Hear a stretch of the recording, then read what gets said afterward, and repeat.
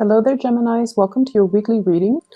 Um, so I just feel like the energy for this week is going to be a little bit heavy, okay? And hopefully the majority of Gemini viewers that are watching this can watch it early on so that you can navigate this energy or this week or, just navigating the events of this week with a little bit more grace and with a little bit more, I want to say, having the proper knowledge so that you know how to navigate and outmaneuver this energy.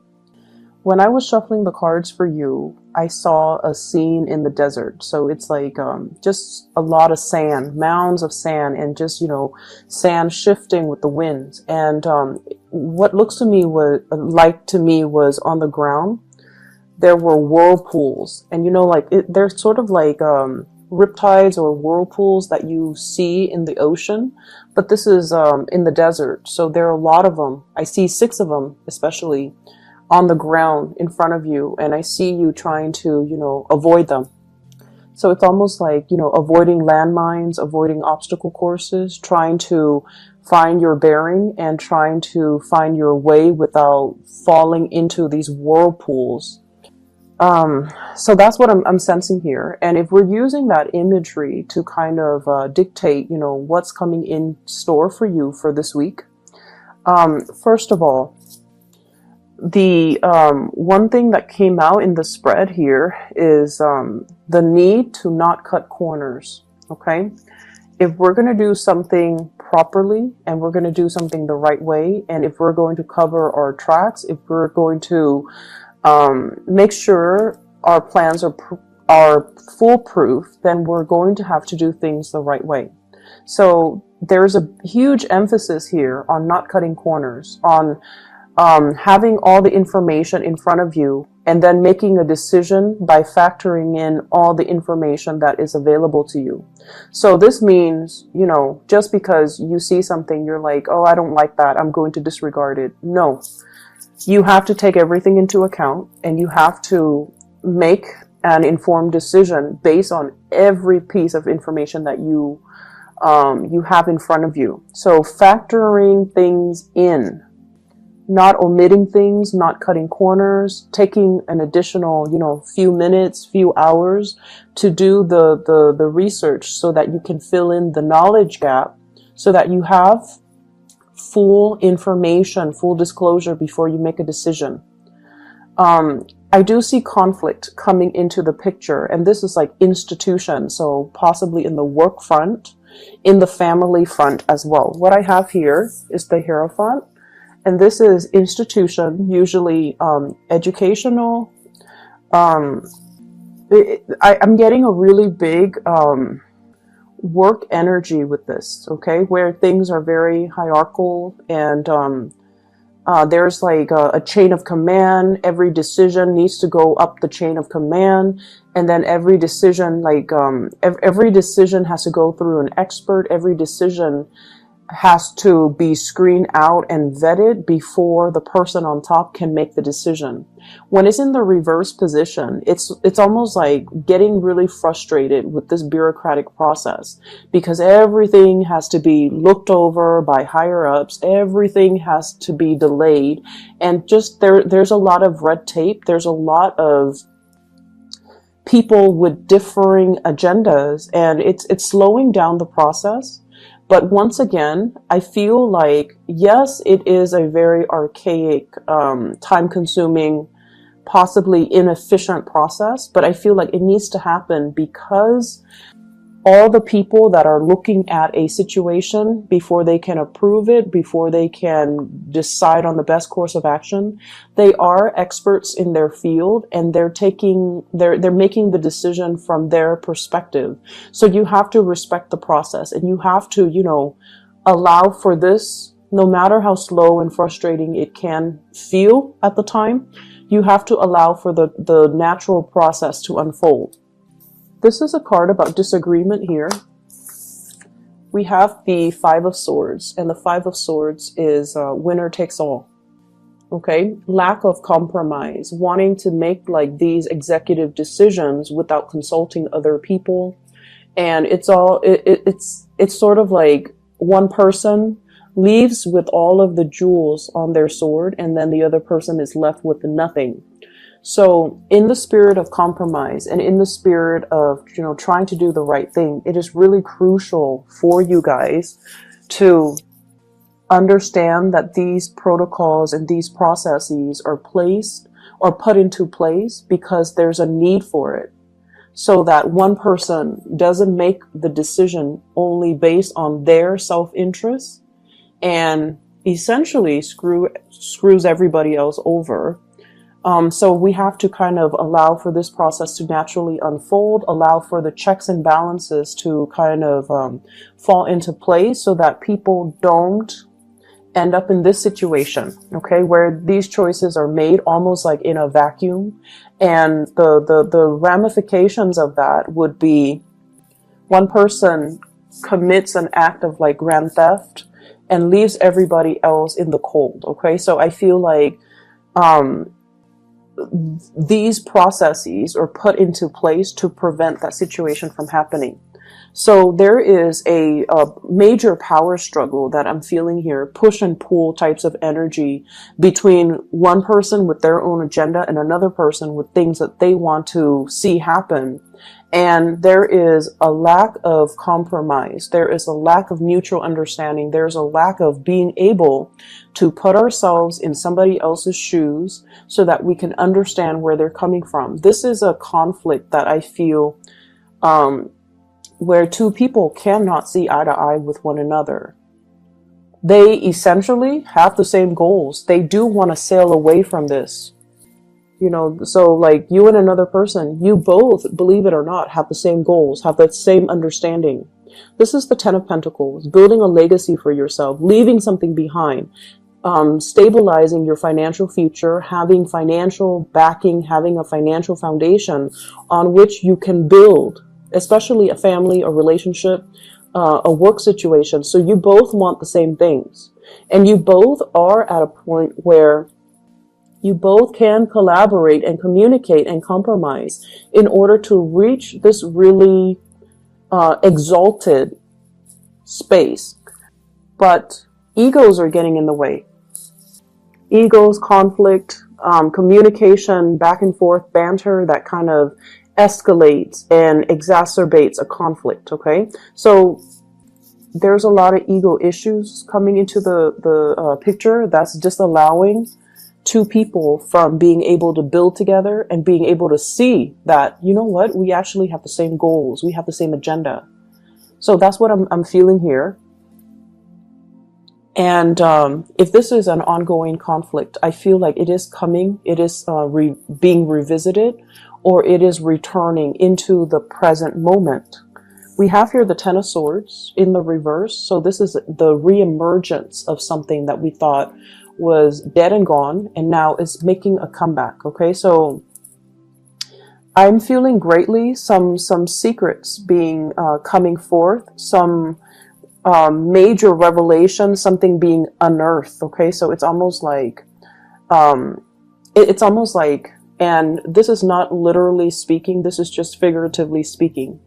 It's almost like digging up somebody's grave, and there's a tombstone with the person's name, and everyone went to the funeral, and everyone watched the person in the casket being lowered into the ground, and everyone puts on their flowers, and the groundskeeper shovels dirt onto the coffin. It's almost like unearthing, like digging up the casket, opening it up, and then realizing there's no body in there. So once again, that is a figurative, way of explaining this. It's not literal, but I feel it's almost like something like that, a sleight of hand or a situation that everyone knew to be true. But then for this week, it's not true. Somebody kind of did a switcheroo, or somebody did a sleight of hand trick, and then the situation is not what it seemed. All of a sudden, the situation is not what it seemed. And so you're given all of this information, and you're trying to unravel it to figure out what exactly happened. What is the motive behind that? Why would someone do that? Who would be able to pull that off? How could somebody pull, the wool over my eyes like that? How could I have believed that? How could I have, why didn't I know? So I'm seeing all of these questions, and I feel like it's such a dramatic week, like the events that unfold, and I feel like it happens in succession too. It's not just one major big revelation.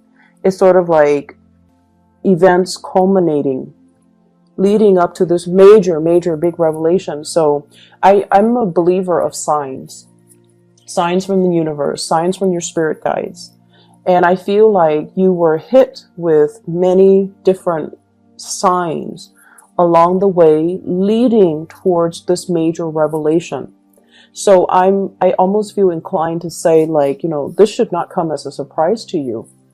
But that's what I'm feeling. It's almost like all those signs were there, little by little, moving you towards this big revelation or preparing you for this big revelation. And I feel like maybe the signs were ignored.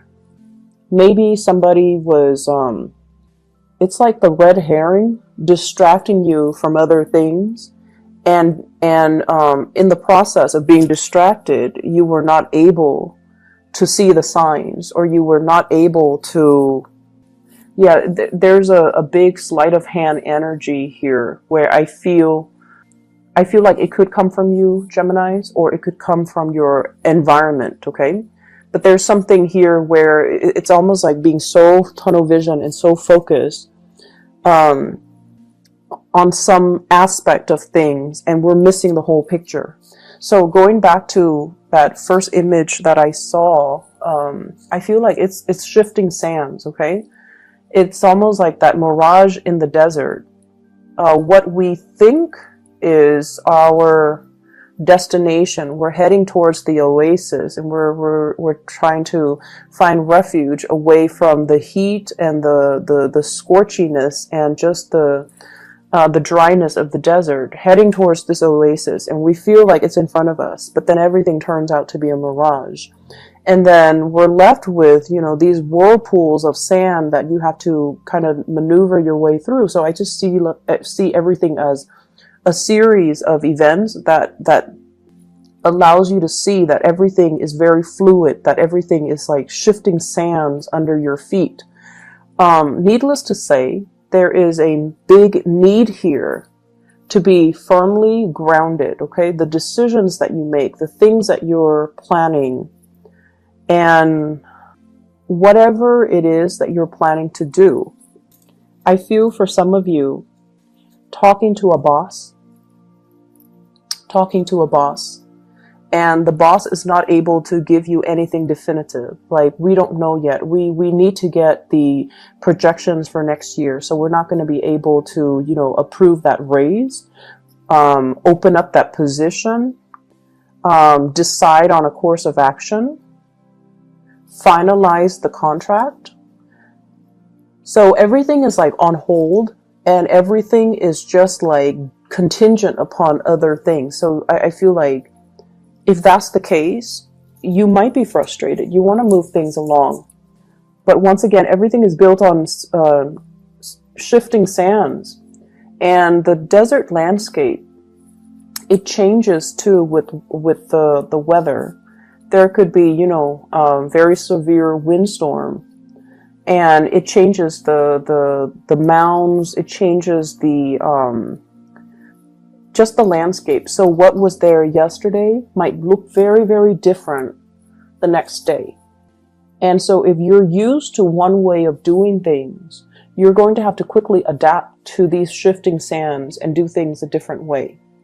And it's going to be frustrating because when you're in the midst of this, it is not your place to be able to ask these questions. Why are we switching protocol? Why are we changing our objectives? Why are we changing our agendas?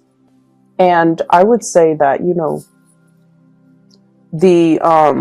the reason why we have to do this is to accommodate some recent big changes, to accommodate and make room for new things. New things might be better, or to just accommodate the climate that we're in. So I feel like it can feel a little bit frustrating. I see for others too, this is in regards to your significant relationship, okay? There's definitely a situation where things were building up, and I see like concentric circles, small, medium, getting bigger and bigger.